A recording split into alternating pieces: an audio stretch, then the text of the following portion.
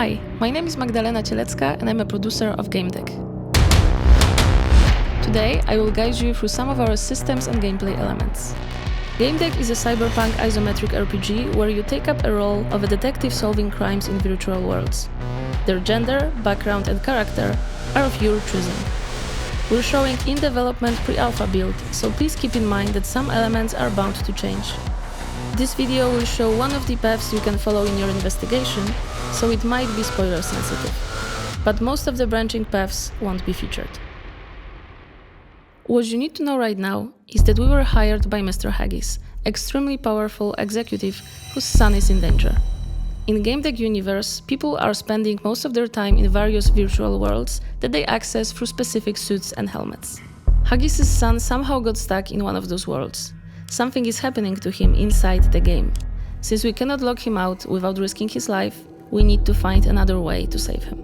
The obvious choice seems to be interrogating his friend Timmy, the only possible witness. Interrogation is an in-game mechanic that allows us to monitor other people's attitude towards us, and by balancing that, get them to reveal everything they might know. We know that Timmy doesn't like to be pressured with questions, and he hates when someone ignores what he has to say. So let's give Timmy some breathing room and focus more on his friend Fredo Haggis. Hopefully this will make him trust us more.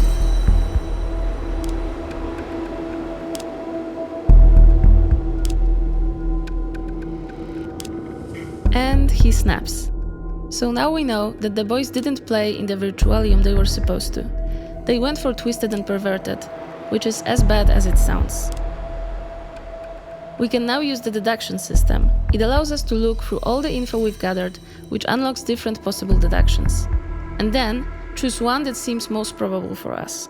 Since I skipped most of the interactions in the office, we don't have much context, but what we know right now leads us to the Twisted and Perverted world, which will be our next step. Here we are in Twisted and Perverted, which is about sex, killing, and everlasting night. The fact that Fredo decided to come here doesn't really bode well. This is an exclusively adult game, and even though everyone is consenting to everything, it can get pretty intense. We don't really know where Fredo might be, so let's just chat up to this dangerously looking stranger and get some info. This is Umbra, and as you can probably see, she is taking the whole being in character thing very seriously. And what she has planned for us seems shady as hell, but what's the worst that could happen? Twisted and Perverted has safety measures that should respawn us after death. The main goal of this interaction is to get Umbra as interested in us as humanly possible. Since she likes tough guys who talk big, this is probably the best approach to get her interested.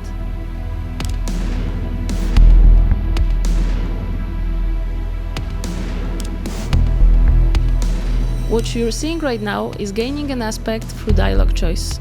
Aspects are character-defining traits that you gain by making unusual decisions or choosing dialogue options that describe your character further. They can be used for unlocking professions, which I'll be explaining a bit later.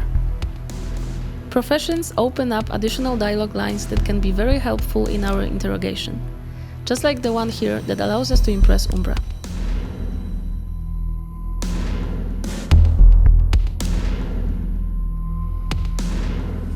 We got her talking, and maybe now we'll get some info about Fredo's whereabouts. Seems he's somewhere inside the old theater.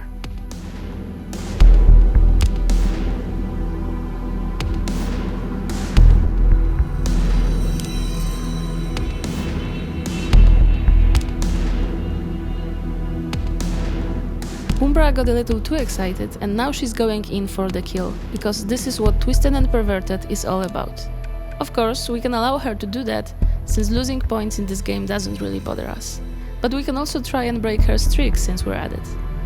Umbra took her chance and failed, but we are still in fight to the death with her. And although I don't care about points in Twisted and Perverted and I'm not really into her game, I won't give her the satisfaction. We now know where Fredo is, so it is a great time to leave this alley.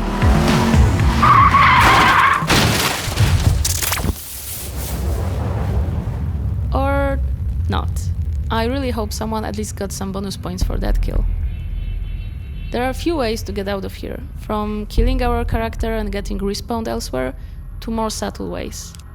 We'll go with the latter. There should be an administrative panel here somewhere. Here it is, behind the graffiti.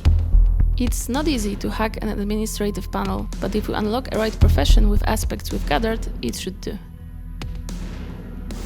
As you can see, there is a coder option that is grayed out. If you click on it, we'll get to the profession screen, and there you can buy one that is needed. Professions are a way to define your character further. We can choose from several groups, and each one will unlock different dialogue choices and options.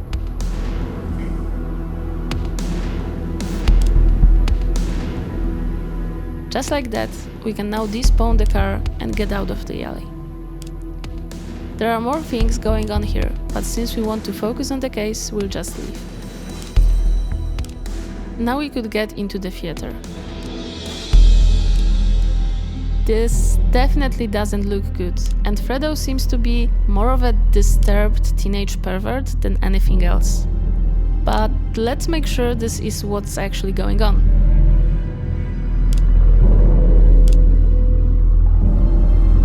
It seems that the perpetrator is the guy here, Jester, who has some kind of problem with Haggis and what he's been up to. He decided to take revenge on Haggis' son, who we can see in the top right corner in some kind of a vicious loop.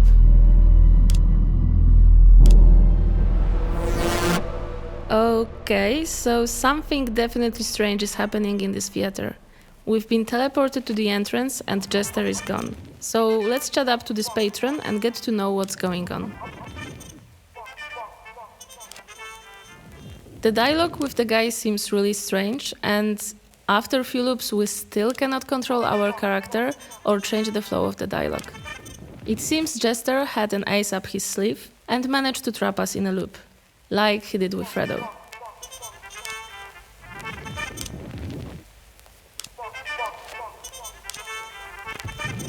By carefully observing our surroundings, we notice that we might be able to use our eyeball movement to get to the specific Gamedec tool called Guardian Angel. Thanks to it, we will be able to use administrative mode to see what is actually happening here. By analyzing objects in the theater, we are gathering info for our deductions.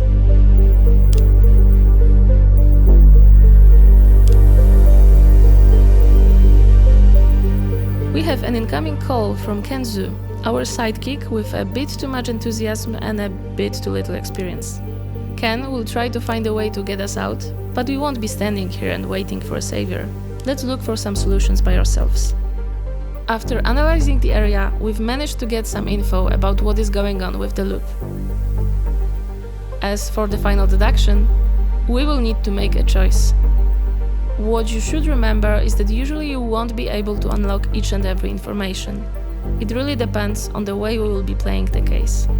If we play as a ruthless mercenary, overloading the woman and just getting the kid out of here is the way to go. We could decide to ignore our employer and just overload his son because, well, look what the hell he is doing here.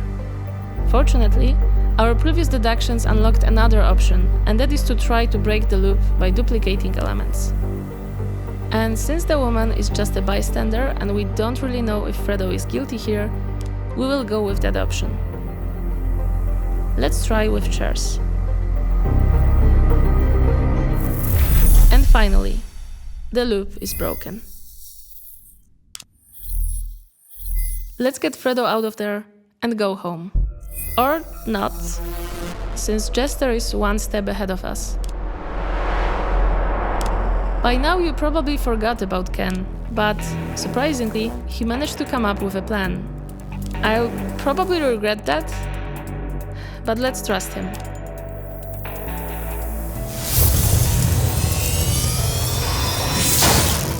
That isn't what I hoped for, but beggars can't be choosers. Now, let's wrap it up, get back to Mr. Haggis and report on what's happened. This report, of course, doesn't have to be entirely true. And, well, this is only one of many of the endings for this case. You'll have the options to make different decisions and see different outcomes. Whatever type of a detective you want to be, it is entirely up to you. Thanks for watching, and remember, this is still a work in progress, so stay tuned for future updates.